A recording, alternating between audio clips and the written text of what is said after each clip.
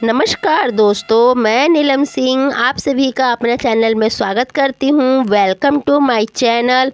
तो दोस्तों, कैसे हैं आप सभी, ये बताने के लिए कमेंट बॉक्स में जय माता दी ज़रूर लिखिएगा। देखिए मेरे सभी फ्रेंड्स, सभी को पता है कि दिवाली का त्यौहार एक बहुत ही बड़ा त्यौहार है। माता लक्ष्मी की पूजा के लिए दिवाली को सबसे श्रेष्ठ दिन माना जाता है और दिवाली हर वर्ष कार्तिक मास के कृष्ण पक्ष की अमावस्या तिथि को आता है।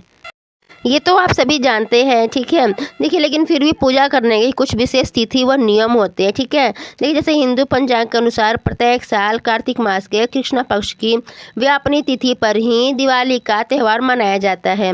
बड़े उमंग के साथ, बड़े हर्ष उल्लास के साथ दिवाली का त्यौहार प्रत्येक घर में एक दिन का दिवाली। देखिए जो दिवाली का त्यौहार होता है वो एक दिन का नहीं होता है, ये त्यौहार बल्कि 5 दिनों का होता है, ठीक है। तो इसमें माता लक्ष्मी की आराधना करते हैं।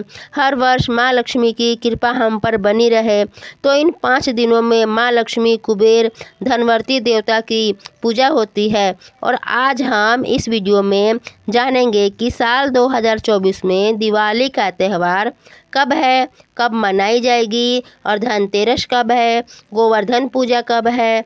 मतलब कि जो 5 पर्व हमारे होते हैं ना दिवाली के साथ में इकट्ठे, जो दिवाली हमारा 5 पर्व लेकर आता है, तो आज हम इस वीडियो में ये पूरा जानेंगे, ठीक है।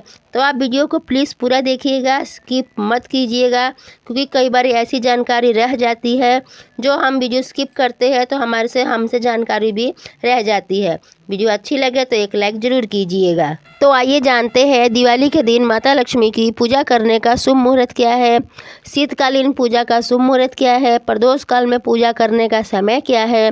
और देखिए दिवाली में पूजा हमें किन सामग्रियों की ज़रूरत पड़ती है, आज हम ये वीडियो में बताएंगे आपको। दिवाली से पहले आपको किन बातों का ध्यान रखना है, कौन कौन से कार्य हैं जो आपको दिवाली से पहले ही ख़त्म कर लेना है, ठीक है, ताकि माता जो है वो आपको मतलब कि आपके घर में प्रवेश करे और आपके घर में ही रह जाए, ठीक है ना। तो देखिए आज की वीडियो बहुत ही ज़्यादा महत्वपूर्ण है, तो आप वीडियो को पूरा ज़रूर देखिएगा, ठीक है। अगर वीडियो अच्छी लगी हो तो लाइक भी ज़रूर कर दीजिएगा। तो चलिए आप वीडियो की तरफ बढ़ते हैं, ज़्यादा समय नहीं वेस्ट करेंगे हम आप लोगों का। तो आइए जान लेते हैं कि हमें सबसे पहले किन बातों का ध्यान रखना है, ठीक है। देखिए जैसे कि आप सभी जानते हैं कि अपने घर में हम अच्छे तरह से साफ़ सफाई तो कर लेते हैं, ठीक है। और साफ़ सफाई तो दिवाली पर आम सभी करते हैं, पर विशेष इसमें क्या करना होता है ना कि आपको विशेष ये करना है कि देखिए सफाई के बाद जो भी चीज़ें आप प्रयोग में नहीं करते हैं, जैसे कि कोई भी टूटा फूटा सामान हो, चाहे बिजली का सामान हो या पुराने कपड़े हो, बेशक वो फटे ना हो, ठीक है, लेकिन आप उनका उपयोग नहीं कर रहे हैं और हर बार ये सोच कर उसे रख देते हैं ना कि चलिए आगे मतलब इसका प्रयोग में हम कर लेंगे। तो आप एक बार सोचिए इस बात को, ठीक है, कि क्या आप आगे उसका प्रयोग करने वाले हैं। अगर आप उसका आगे प्रयोग नहीं करने वाले हैं तो उन कपड़ों को आप किसी ज़रूरतमंद को दे दीजिए, ठीक है, क्योंकि हम अपने घर में वैसे ही वेस्ट कपड़े रखे रहेंगे तो उससे क्या फ़ायदा, ठीक है। तो आप उसे किसी ज़रूरतमंद को दे दीजिए, उस ज़रूरतमंद का भी भला हो जाएगा और आपके घर से जो बेकार पड़ा हुआ है वो भी मतलब कचरा के बराबर हो गया आपके लिए। तो आप अगर यूज नहीं करेंगे उसको तो आप उसे भी मतलब आपका भी वो भी क्लियर हो जाएगा, ठीक है। और इसका प्रयोग नहीं करने वाले हैं तो संभाल कर रखने का कोई फ़ायदा नहीं है आपको, ठीक है। और देखिए ये जो कपड़े हैं या पुरानी चीज़ें जो आप दे रहे हैं किसी ऐसी व्यक्ति को दीजिए जिससे कि उसकी दुआ भी लगे आपको और उसका काम भी हो जाए, ठीक है। तो आपके घर से आपकी वो नेगेटिविटी भी रिमूव हो जाती है और उसके घर में उसका प्रयोग भी हो जाता है, ठीक है ना। इसी प्रकार से अगर आपके कोई भी ऐसा सामान है जो आप यूज नहीं कर सकते हैं तो उसे या तो आप कबाड़ में बेच दीजिए या फिर किसी भी ज़रूरतमंद को जिसके काम लायक हो तो उसे आप दे दीजिए, ठीक है। और आपको रसोई में ऐसे ही टूटे फूटे बर्तन हो या मंदिर में जो भी फटी पुरानी चीज़ें हो या ग्रंथ हो या आसन हो, जैसे आसन जला वगैरह हो तो उसे हटा दीजिएगा फटा हो तो, ठीक है। और या फ़ोटो या मूर्ति वगैरह है कोई भी खंडित, देखिए पूजा घर में अपने खंडित मूर्ति या फ्रेम वगैरह नहीं रखना चाहिए, ये तो आपको पता ही होगा, ठीक है। तो इन सब चीज़ों को दिवाली के पहले ही, पूजा करने से पहले ही आपको हटा देना है, ठीक है। इतना क्लियर हो गया आपको। और ये दिवाली की पूजा विशेष तौर पर ध्यान रखिएगा कि सारा घर का जो कचरा है ना घर से बाहर निकाल दीजिएगा, ठीक है ना। यकीन मानिए साफ सफाई पर माँ लक्ष्मी खुद ही चली आती है। और देखिए सफाई करते समय हमें एक चीज़ का और आपको ध्यान रखना है ना, क्योंकि देखिए सफाई हमें केवल बाहर से ही नहीं दिखाना है कि हमने बाहर से सफाई कर लिया है। और जैसे कि देखिए जो आपकी अलमारी वगैरह है तो अलमारी वगैरह में कपड़े ठूस के रख दिए और दरवाज़ा बंद कर दिया अलमारी का, चलो हमारी सफाई हो गई। देखिए ऐसा नहीं करना है, बल्कि अलमारी वगैरह को भी अच्छे से सेट कर देना है, उसके कपड़ों को तय लगा के अच्छे से सेट कर देना है, ठीक है। कि हमें बाहर की सफाई भी करनी है और अंदर की सफाई भी करनी है, ठीक है ना। इतनी क्लियर होगी आप। देखिए अगर आपके पास फटे पुराने पर्स वगैरह है तो उसे भी हटा दीजिएगा, ठीक है। और देखिए अगली बात क्या है ना कि अगर आपके पास एक से ज़्यादा पर्स है तो आप उसे खाली मत रखिएगा, ठीक है।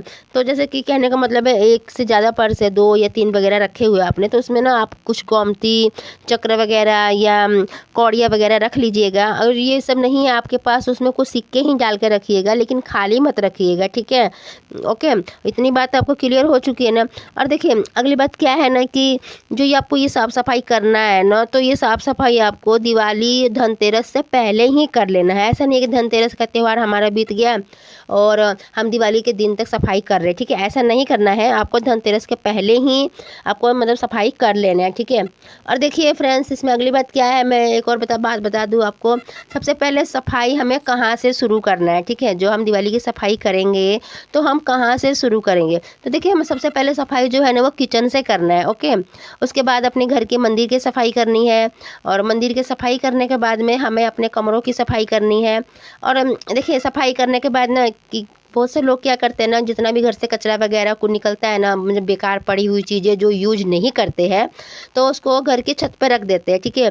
तो देखिए ऐसा नहीं करना है, घर की छत पर इकट्ठा नहीं करना है, वो एक तरह से डस्टबिन बन जाता है, ठीक है ना। बहुत से लोग क्या करते हैं ना, घर की छतों पर सारा जो भी निकलता है ना उनके घर में से, मतलब बेकार चीज़ें जो यूज नहीं करते वो छत पर इकट्ठा कर देते हैं और डस्टबिन बना देते हैं। तो प्लीज़ ऐसा बिल्कुल मत करिएगा, घर की छत को भी साफ़ सफाई साफ़ सुथरी रखिएगा, ठीक है। तो आपको इतनी सारी बातें समझ में आ गई होगी मैं क्या कहना चाहती हूँ, ठीक है ना। तो आइए अब हम जान लेते हैं कि जो हमारी दिवाली की पूजा है, अमावस्या तिथि है, वो कब से है और कब से कब तक है, कब हमें पूजा करना है और अमावस्या तिथि हमारा कब तक चलेगा, ठीक। तो देखिए 31 अक्टूबर को 2024 को शाम 3:52 पर अमावस्या तिथि हमारी जो है वो प्रारंभ हो जाएगी, ठीक है। और जो समाप्त हो रही है अमावस्या तिथि 1 नवंबर को शाम 6:16 पर हमारी जो है अमावस्या तिथि खत्म हो जाएगी। सूर्य उदय कालीन तिथि जो आप है वो 1 नवंबर 2024 को कार्तिक मास की अमावस्या मानी जाएगी, ठीक है। लेकिन दिवाली की पूजा जब हम करते हैं तो वह प्रदोष काल में ही करते हैं, ठीक है ना। और इसी दिन दिवाली की हमारी पूजा मनाई जाती है, तो ऐसा धर्मशास्त्र में कहा गया है। और देखिए जो प्रदोष काल जो हमारा शुरू होता है वो सूर्य अस्त होने के 1 घंटा पहले और सूर्य मतलब ख़त्म जो हमारे जो सूर्य होता है ख़त्म हो जाता है उसके 1.5 घंटा बाद तक, मतलब सूर्य अस्त होने से 1 घंटा पहले और सूर्य अस्त होने के 1.5 घंटा बाद तक रहता है। तो मतलब जो कुल मिला के जो हमारा समय है ना वो 2.5 घंटे का होता है, तो जिसे प्रदोष काल कहते हैं। लेकिन ऐसे में जो दिवाली की रात माँ लक्ष्मी और धन की देवता कुबेर की जो पूजा करना है वो अमावस्या की रात्रि में ही की जाती है, ठीक है ना। इसीलिए 31 अक्टूबर को दिवाली की पूजा करना शुभ माना जाएगा। आइए अब जानते हैं कि पूजा का शुभ मुहूर्त क्या होगा। तो देखिए 31 अक्टूबर के शाम को 6:25 से लेकर रात्रि 8:45 तक पूजा का शुभ समय होगा, ठीक है ना। और देखिए जो धनतेरस होगा हमारा वो 29 अक्टूबर के दिन मंगलवार को है। नरक चतुर्दशी यानी छोटी दिवाली 30 अक्टूबर को होगा। और देखिए जो हमारा गोवर्धन पूजा होगा, अन्नकूट पूजा होगा, वो 2 नवंबर 2024 को है, दिन है शनिवार। और भाई दूज का पर्व 3 नवंबर को मनाया जाएगा, ठीक है, दिन है रविवार। और इस तरह से हमारा दिवाली का जो 5 दिन का जो हमारा दिवाली का त्यौहार है, इस तरह से 5 दिन हमारा दिवाली का त्यौहार चलेगा। तो फ्रेंड्स आपको हमारा ये वीडियो कैसा लगा प्लीज़ वीडियो अच्छी लगी हो तो एक लाइक कीजिएगा और चैनल को सब्सक्राइब कर लीजिएगा और कमेंट बॉक्स में जय माता दी ज़रूर लिखिएगा। देखिए, आपके एक लाइक करने से यही तो एक ऐसा ज़रिया है जिसके ज़रिए हमें पता चलता है कि आपको हमारा वीडियो कैसा लगा है। तो प्लीज़ लाइक और कमेंट ज़रूर कीजिएगा। आपके एक लाइक करने से हमारा हौसला बना रहता है और हमें आगे भी मतलब अंदर से हौसला मिलता है वीडियो बनाने के लिए। और ऐसे ही अपना प्यार और दुलार आशीर्वाद बनाए रखिएगा और सभी बड़ों को चरण स्पर्श और छोटों को ढेर सारा प्यार। आप सभी को आने वाली दिवाली की ढेर सारी शुभकामनाएं। हैप्पी दिवाली।